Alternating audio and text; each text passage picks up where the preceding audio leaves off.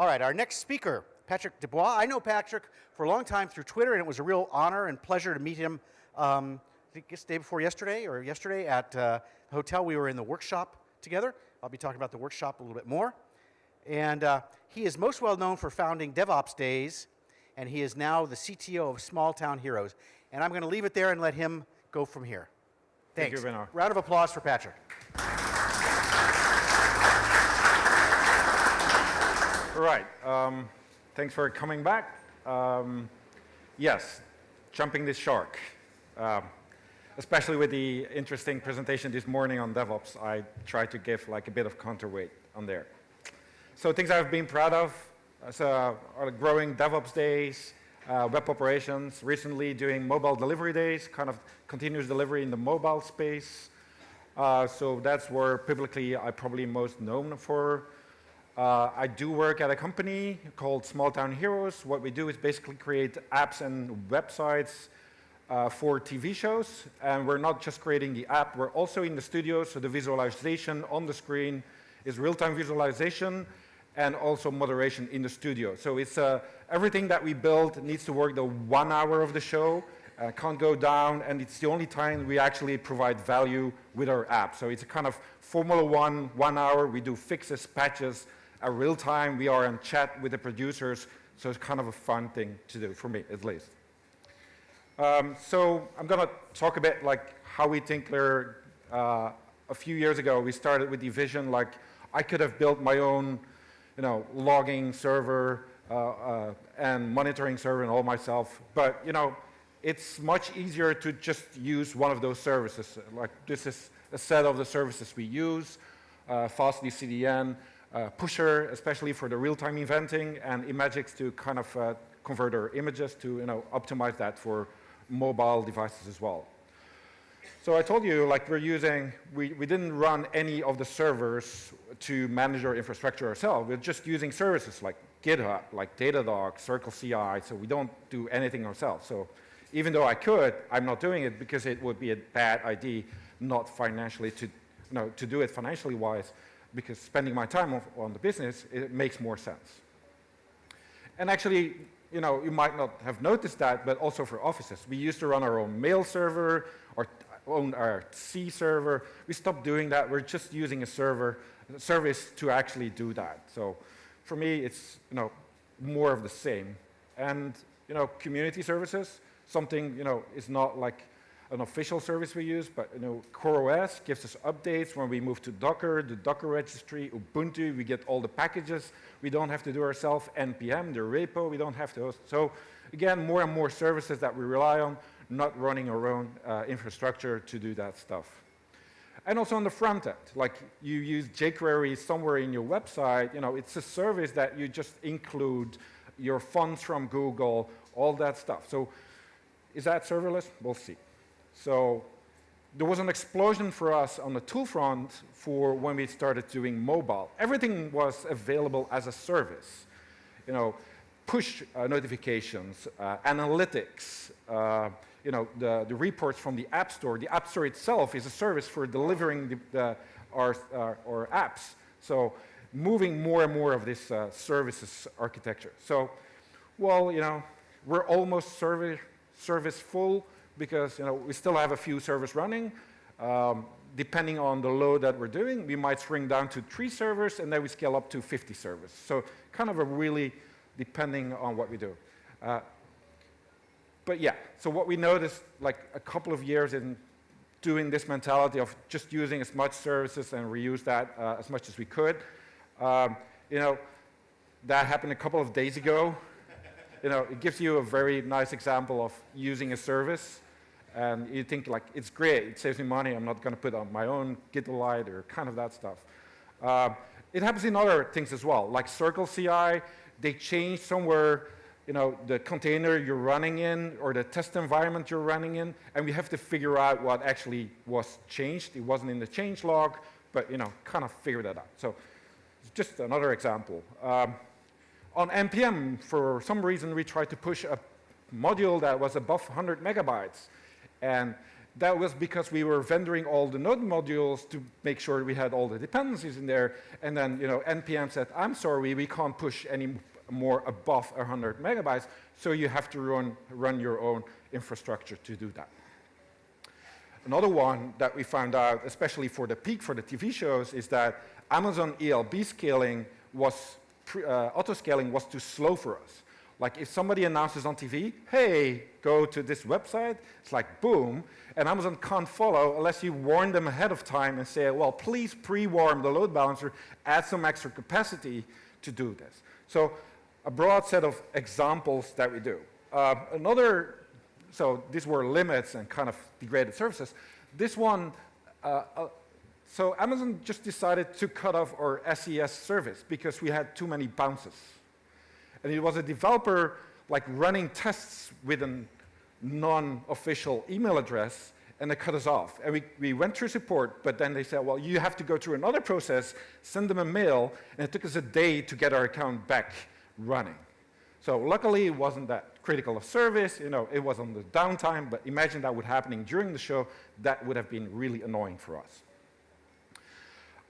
The other thing is, like, DynamoDB decided that some parts of its infrastructure had, like, TLS v1 required, so the clients kind of sometimes worked, sometimes didn't. So this is just, the number of service failures is higher in my life than the number of server failures at this time. So every time something happens. So it's nice to have like the no maintenance, but the increased risk when it's not available or changing and you can't do anything about it, that's been really frustrating for us, as we could have done it ourselves. It was cheaper to do it through a service, and then hits the fan, we can't do anything about it, or at least not as fast as we used to be able to do that. But of course, you wanted to talk about serverless today, and some would say this is just SaaS usage, and it's not really serverless. So I'm going to give a few examples of where we leverage serverless in our current environment. Okay, the first thing we did was when people create testimonials for, that was a religion show, and they get a nice share object that's customized with their text, with a nice layout and so on, creates an image, and they can share the image. So that was one of the first things we did. So there's a bit on the back how we did it, but I think that's not the scope, and there's like lots of examples that did that. To test the load, we used to be spinning up a lot of servers and then hitting them, made them hit our API and hammer our environment. With the Lambda, a colleague of mine created the project Bikini Girls with Machine Guns that actually spins up PhantomJS services, so it's like a headless browser that allows us to reuse the JavaScript code directly as a client, so it's more simulating the actual uses, and we just said hammer our servers. Very easily, no overhead costs, you can spin it up instantly, whatever URL you want it to do. So it's open source if you want to have a go at it. Then, because we're in media land, one of the things is that we wanted to have these, there's this mini nuggets that are very known for the show, or memes, and people could create their own kind of animated GIF with a text. So things otherwise we would have to have a bunch of servers running, being idle and waiting until that hits us, and now we can just say, well, use API gateway, Lambda, get us an S3 image, and done. Creating image magic in a Lambda function. And we went even further. We're using it for an animated GIF meme editor where you can put multiple animated GIFs together to create one animated GIF. So for a kids show, they are using this to kind of create like fun things that the kids can play around with presenter heads and stuff like that. So for us, it's been really helpful and instrumental for our use case that we're doing. Recently, I did a poll on Twitter kind of stating where we had the most use of it. So no worries about the servers. I didn't have to spin up new thing. The per request billing is interesting because we didn't have the overcapacity. The instant parallel capacity, because auto-scaling for ELB is too slow, so if we can get a very much faster scaling thing for us, that was really important, and the function as a deployment. It's interesting that it initially revolved a lot more around function as a deploy unit. It started like 70, and then it started balancing across all of the different things. So it seems to resonate with people what they're actually finding useful in using serverless environments. So it's interesting because the team started using Lambda and Hammering Layer like a sysadmin, and it's like, okay, well, everybody's doing something without me. And it's kind of like, what's happening, and how is this, like, where's my role in this? So I turned to promise theory. It's a framework about thinking in promises. It's a very interesting read. It doesn't apply only to IT. It applies to, whatever technology or environment or thing you can think of. And this is kind of a part of the theory, and I try to explain what it's doing. So if you're like providing a service, you're kind of an agent in the ecosystem, and you make promises to other people, other agents in the system. So it's typical of SaaS, you provide a service, and you make a promise. In the theory, it's important that a promise can't be called a promise if it's not verifiable. So it needs to be able, somebody else who is using it needs to be able to check whether you're delivering and you're able to deliver the service. And important is that it's a promise, it's not a contract. It's not guaranteed to have an outcome. You do your best and the intention is the best, but it stays a promise. So it's kind of like where the whole thing comes of, it's more between the mean time between failure and the mean time to recovery. It's kind of like, okay, we know it's going to fail, but it's important that you start as much as possible to keep your promise. It's a different mindset than we used to build these like clusters that couldn't go down, but now we know it could go down, and we kind of work around that. Like Chaos Monkey of Netflix is kind of an example that they take that for granted in the model. So, and then the conditions that you promise something are part of the promise. So I can say, I will keep my service up, but if I haven't said like, okay, but I'm using Amazon and Amazon is down, then I can't keep my service. That's a condition, and it needs to be clear when I make my promise. I can't overpromise in a way. Okay, it needs to be documented, so that's pretty obvious. And the language must be shared. Because if you, I don't know if you had the same experience as me, but if you use Amazon API, you kind of think like, okay, this is not made for humans. So you kind of need like another way of working with this environment to actually be able to work with it. So the promise needs to be in a shared, understandable language. And it needs to be mutually agreed. So it can't be forced on you, like you have to stay up. You need to agree on what you're actually promising. It's important that you do, because you can, otherwise people start forcing you things and you can't keep your promise if they're forcing you to do things. So you might depend on the other agents to keep your promise. So that's what we do. We use other services to deliver our service to our customer. And the others make promises to us, pretty obvious, so it's reflexive.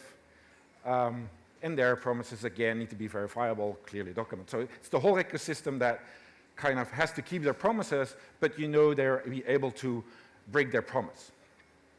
But an important thing is that you cannot make promises on behalf of other agents. You can only make a promise on your behalf. You can't say, well, Amazon stay up. You can't say that. So it's the same thing as the bottom up or the top down. Like top down, it's forced on you, and bottom up, I say, well, I can deliver this, you can deliver that.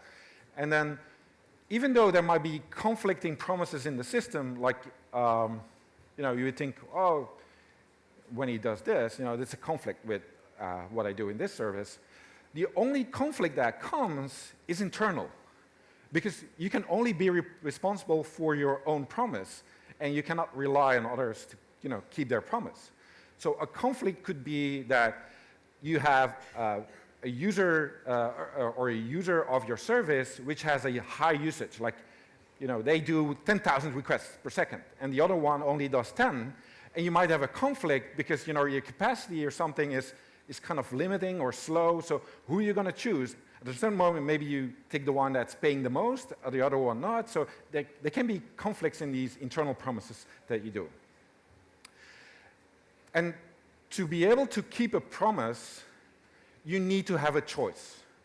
So if I only have one option from my dependencies, how am I able to keep my promise if I don't have a choice that I can go to another possibility to solve the problem? Because I know he can fail and he can fail. So it's important that we think about that the single leaves of our dependencies are actually the single point of failures that we have to eliminate. Okay, so we have all these dependencies and we need to manage all the dependencies. That's all nice. And the reason why we do this is we try to abstract them away because we kind of say, well, we can't be friends with all the services, so kind of trust somebody else to do the service. So we're kind of selectively ignoring what happens behind. And of course, everything can be solved with another level of abstraction. So we say, well, okay, let's worry not about the database, let's not worry about this, it's all good. But the same person who said the first frames actually said the problem of too many layers, that's another problem. So even though you're abstracting, but if you have too many layers, kind of have that problem. And he was actually the inventor of the subroutine, so kind of the go-to person. So that was an interesting observation. And he's also saying okay, scaling yourself or people in the ecosystem is hard because you can't have 10,000 conversations at once with all your services and kind of keep up with all that stuff.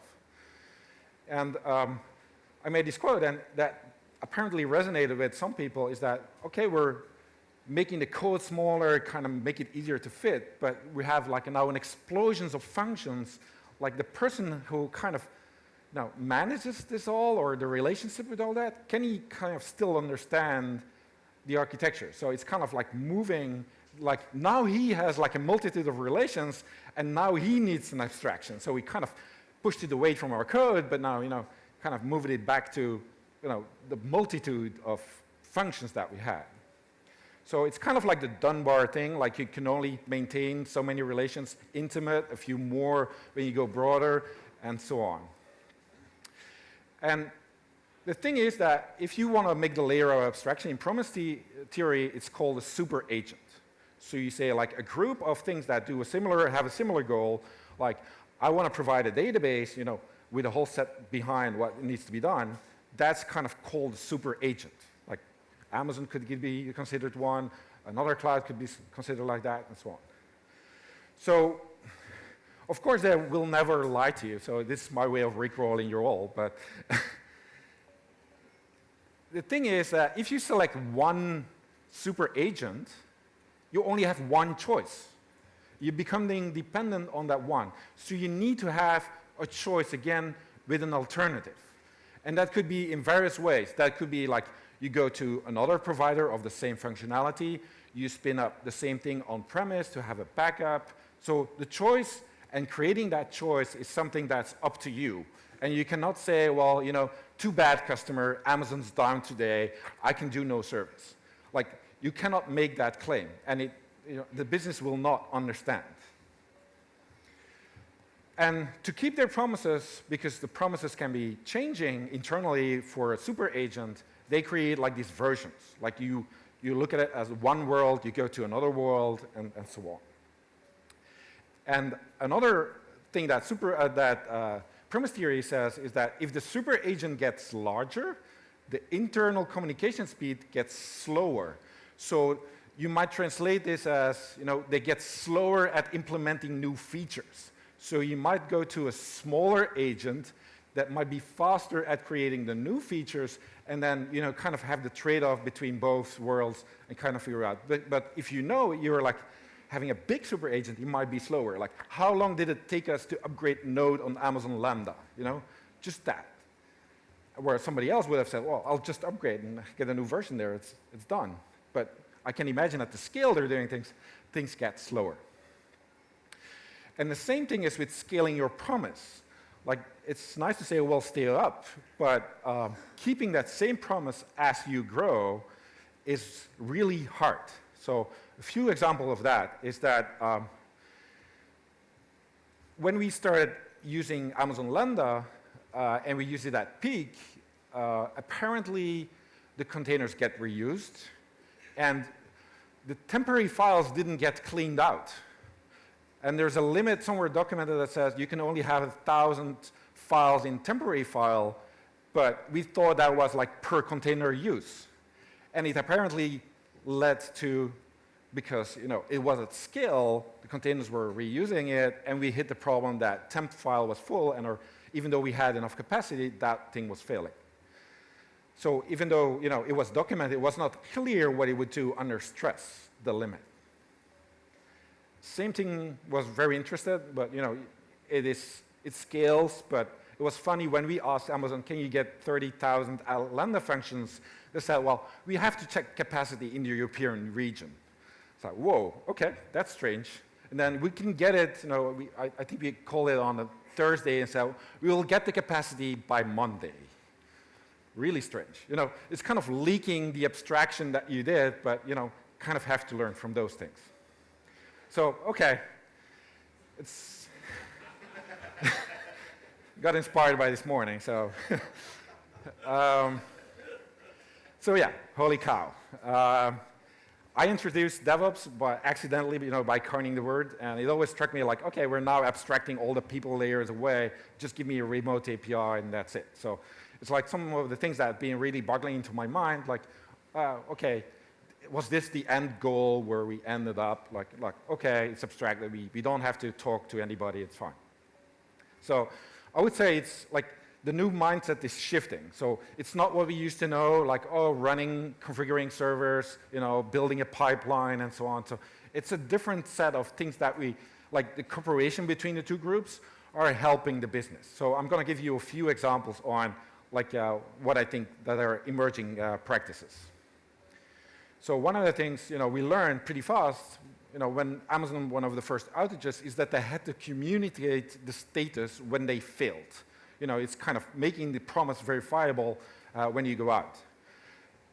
Pusher has, you can see the internal metrics of their service. It's not locked up. It's kind of like CloudWatch or whatever, but it's one of the trends you start seeing. It's not just the service, but you get all the metrics of the internal usage as well. And even the error rates, even though they're failing, you get an insight in what they're doing. Like, this is not usually exposed by most SaaS services, but it gives you an insight like, oh, what is these things doing? Do I need it? Not everything, if everything's working great. If I need to decide whether, I'm putting my eggs in the one basket or not, that's being honest. So they're being honest to me, and they're showing their limitations. The fact that you can subscribe to their outages, see what's happening, that's a different way of communicating outside of your company, not just inside collaboration, but with people using your service, and they depend on it.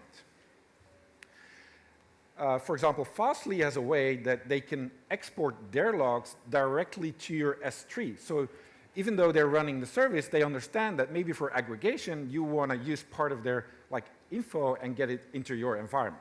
So again, changes that we see. It's just not the SaaS providing the business functionality. It's giving the insight from both services to kind of rely on that.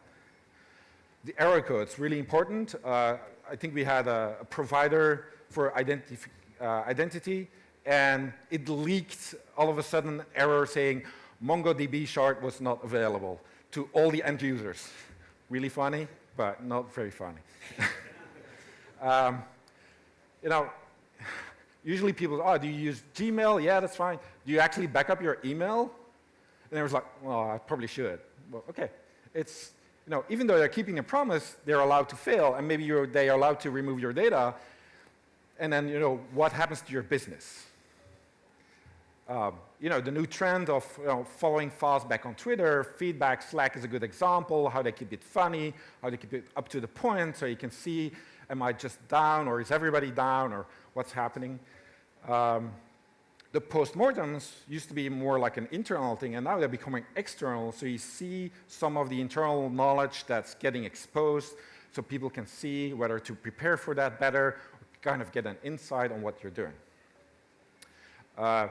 like Amazon sends these proactive mails, your server is kind of degrading in service, and we're going to kill it in a couple of weeks. That's kind of a nice insight that you provide to people when you're going to fail, and you're talking to me as that service.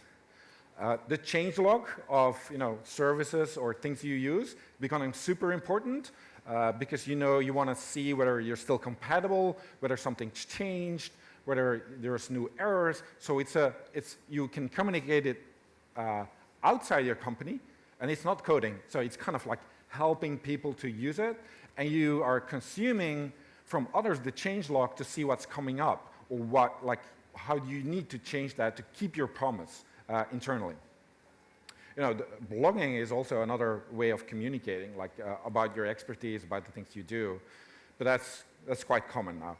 And then even speaking at conferences is a way of sharing, some of the, Circle CI, they go to a conference, but I listen and I know how they work.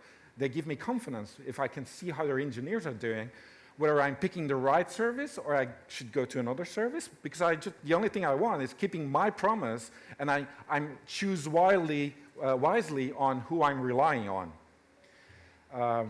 Making it easy in your environment to try that your promise is being kept, little code sample snippets with their key or something in there, very, very easy.